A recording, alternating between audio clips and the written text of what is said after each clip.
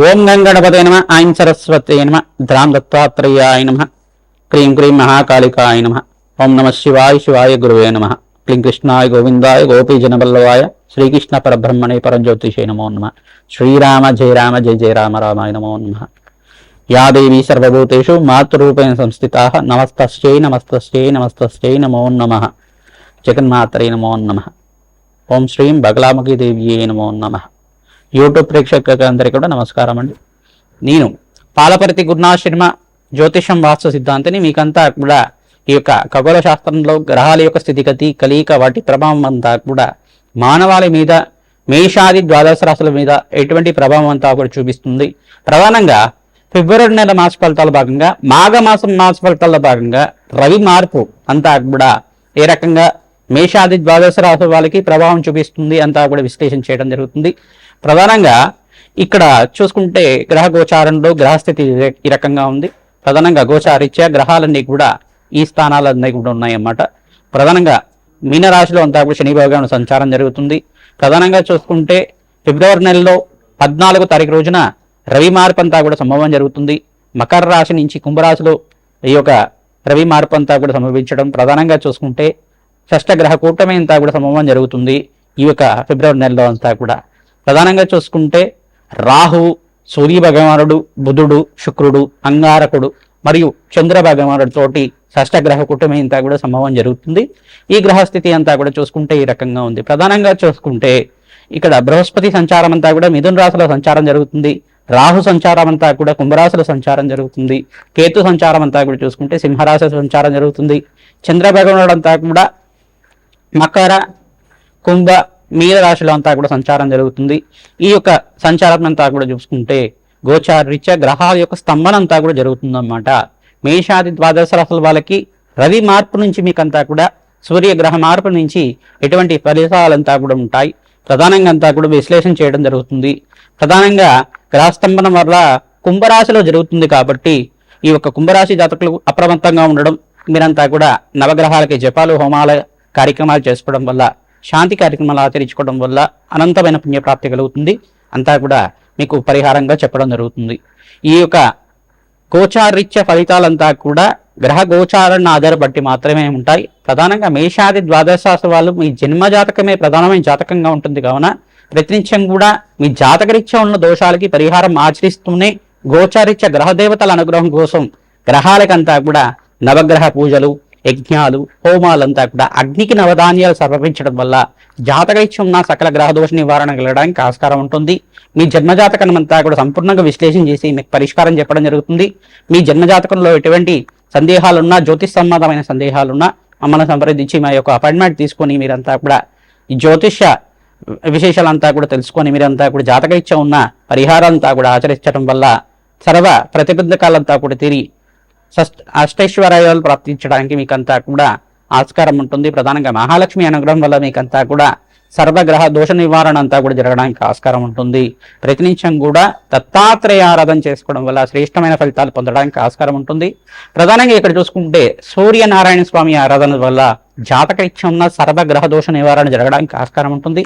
అందరూ కూడా మేషాది ద్వాదశ రాశి వాళ్ళు సూర్యనారాయణ స్వామి ఆరాధన చేయడం వల్ల సర్వగ్రహ దోష నివారణ కలుగుతుంది. ఓం సూర్యాయ నమః, అర్కాయ నమః, మిత్రాయ నమః, భానవే నమః, పూషాయ నమః, మార్తాండాయ నమః, ప్రచండ తేజసాయ నమః, సర్వలోక పితామహాయ నమః, ఆదిత్యాయ నమః, భానవే నమః, ఆరోగ్యకర్తయ నమః, పవిత్ర సూర్యనారాయణ స్వామిని నమో నమః నామాలతోటి ప్రతినిత్యం కూడా సూర్యనారాయణ స్వామికి అంతా కూడా నమస్కారాలు చేసుకోవడం, అర్ఘ్య ప్రదానం చేయడం వల్ల, విల్లం పరవాణాన్నంతా కూడా స్వామివారికి నివేదన చేయడం వల్ల జాతకరీత్యం ఉన్న సర్వగ్రహ దోష నివారణ జరుగుతుంది. తద్వారా అష్టైశ్వర్య ప్రాప్తి కలగడానికి ఆస్కారం ఉంటుంది. ఉద్యోగుల్లో మార్పు జరగడానికి ఆస్కారం ఉంటుంది. విద్యలో ఉత్తమైన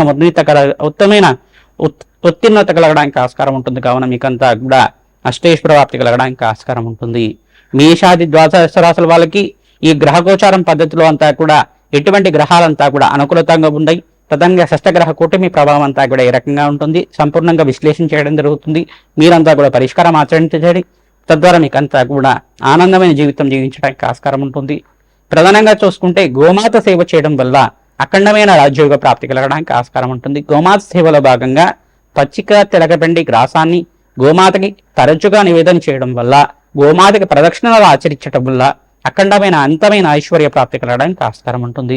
బృహస్పతి మార్పు అంతా కూడా ఈ సంవత్సరంలో జరుగుతుంది. జూన్ 1వ తారీఖు తర్వాత ఉచ్చస్థానంలో బృహస్పతి మార్పు వల్ల మేషాది ద్వాదశ రాశుల వాళ్ళకి అఖండ రాజయోగం కలగడానికి ఈ గ్రహాలంతా కూడా అనుకూలతగా ఉంటుంది, అంతా కూడా విశ్లేషణ చేయడం జరుగుతుంది.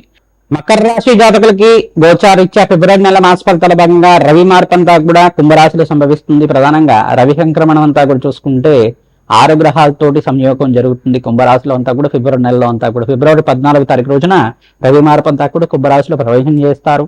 ప్రధానంగా సూర్య భగవానుడు ఆరాధన చేసుకోవడం శ్రేష్టమైన ఫలితాలు పొందడానికి ఆస్కారం ఉంటుంది. ధనస్థానంలో 6 గ్రహాల కలయిక ఇదంతా కూడా మిష్టమైన ఫలితాలుగా చెప్పడం జరుగుతుంది. కొన్ని రోజుల వరకు దీని ప్రభావం అనేది ఉంటుంది. ప్రధానంగా నవగ్రహాలకి ప్రదక్షిణాలు తరచుగా చేసుకోవడం, నవగ్రహాలకి అభిషేకాలు ఆచరించడం వల్ల శ్రేష్టమైన ఫలితాలు పొందడానికి ఆస్కారం ఉంటుంది. ప్రతినిత్యం కూడా దత్తాత్రేయ చరిత్రని పారాయణం చేసుకోవాలి. రామాయణంలో ప్రధానంగా చూసుకుంటే బాలకాండని పారాయణం చేసుకోవడం వల్ల శ్రేష్టమైన ఫలితాలు పొందడానికి ఆస్కారం ఉంటుంది. సుందరాకాండ పారాయణం చేసుకోవడం వల్ల ఆర్థిక కష్టాల నుంచి బయటపడడానికి ఆస్కారం ఉంటుంది. సకల గ్రహదోష నివారణ అవ్వడానికి ఆస్కారం ఉంటుంది. ప్రధానంగా సీతారాముల కళ్యాణం కానీ, సుబ్రహ్మణ్య స్వామి కళ్యాణం కానీ తరచుగా ఆచరించడం, వెంకటేశ్వర స్వామి వారి కళ్యాణం ఆచరించడం వల్ల వివాహాది శుభకార్యాలు జరగడానికి ఆస్కారం ఉంటుంది. ప్రధానంగా ఇక్కడ 7వ స్థానంలో బృహస్పతి మార్పు చెందిన తర్వాత మీకంతా కూడా మంచి శుభవార్త వినడానికి ఆస్కారం ఉంటుంది. జూన్ 1వ తారీఖు తర్వాత మీకంతా కూడా బృహస్పతి ఉచ్చ స్థానంలో మార్పు అంతా కూడా జరుగుతుంది. మకర రాశి వాళ్ళకి 7వ స్థానంలో బృహస్పతి యోగం అంతా కూడా యోగకరంగా ఉంటుంది. రాజయోగ ప్రాప్తి కలుగుతుంది. ఇక్కడ చూసుకుంటే ఇక్కడ శుక్రుడు ధనస్థానంలో మార్పు చెందడం వల్ల ధనాదాయం పెరుగుతుంది, కానీ శ్రమతో కూడిన సంపాదన పెరుగుతుంది. శ్రమ అధికంగా ఉంటుంది. యోగకరంగా ఉండడానికి ప్రతినిత్యం కూడా శనీశ్వరుడికి ప్రీతికరంగా తైలాభిషేకం ఆచరించడం, సూర్య భగవానుడికి దానాది కార్యక్రమాలు ఆచరించడం వల్ల, జపము హోమాది కార్యక్రమాలు ఆచరించడం వల్ల సూర్య భగవానుడికి, అంగారకుడికి, బుధుడికి, రాహువుకి, ఇక్కడ కేతువుకి అంతా కూడా జపము హోమాది కార్యక్రమాలు ఆచరించడం వల్ల, అగ్నికి నవధాన్యాలు సమర్పించడం వల్ల, నవగ్రహ శాంతి హోమాది కార్యక్రమాలు తరచుగా ఆచరిస్తూ ఉండాలి. తద్వారా మీకు అంతా కూడా సర్వ గ్రహదోష నివారణ కలగడానికి ఆస్కారం ఉంటుంది. ప్రతినిత్యం కూడా ఈ యొక్క హనుమత్ ఆరాధనలో భాగంగా మంగళవారం, గురువారం, శనివారం రోజులో మీరంతా కూడా హనుమత్ దేవాలయంలో మీరంతా కూడా ఆంజనేయ స్వామి వారికి అరటి పండ్లను నివేదన చేయడం, సింధూర అభిషేకము మరియు నాగవల్లి దళార్చన పూజ చేసుకోవడం, తులసి మాలను సమర్పించడం ఆంజనేయ స్వామి వారికి శ్రేష్టమైన ఫలితాలు పొందడానికి ఆస్కారం ఉంటుంది. మన్య సూక్త పారాయణం అంతా కూడా బ్రాహ్మణత్వంతో చేస్తూ ఉండాలి. సర్వగ్రహదోష నివారణ కలగడానికి ఆస్కారం ఉంటుంది. ప్రధానంగా దేవి ఖడ్గమాల స్తోత్రాన్ని అంతా కూడా తరచుగా పారాయణం చేసుకోవడం వల్ల, మహాలక్ష్మీదేవి ఆరాధన చేసుకోవడం వల్ల శ్రేష్టమైన ఫలితాలు పొందుతారు. ప్రధానంగా వివాహాది శుభకార్యాల కోసం మాటలంతా కూడా జరగడానికి ఆస్కారం ఉంటుంది. చర్చలు జరగడానికి ఆస్కారం ఉంటుంది. బృహస్పతి అంతా కూడా మార్పు చెందుతూ ఉంటాడు కనుక మీకంతా కూడా శుభకార్యాల కోసం ఖర్చులు విపరీతంగా పెరగడానికి ఆస్కారం ఉంటుంది. శ్రీమాత్రే నమః.